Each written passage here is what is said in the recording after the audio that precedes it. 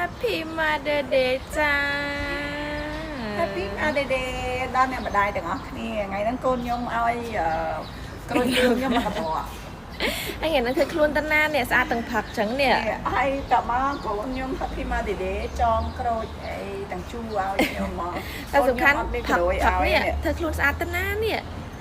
ចាំខ្ញងលាបក្រែមក្រហមនេះកូនខាងជាកូនថាម៉ាមីថ្ងៃហ្នឹង Happy Mother Day ម៉ាមីចង់បានអ្វី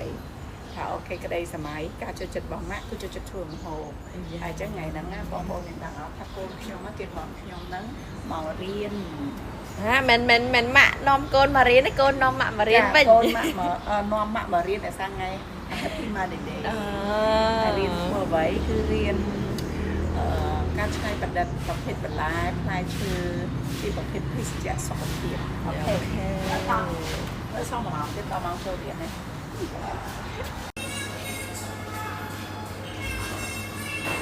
ស្ទៀវណាបងមករៀន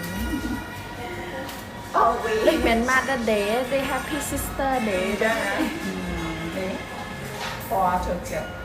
xongមកទៀតដល់មកចូលរៀនតែឥឡូវសូមអាហារពេលព្រឹកទីនេះសិន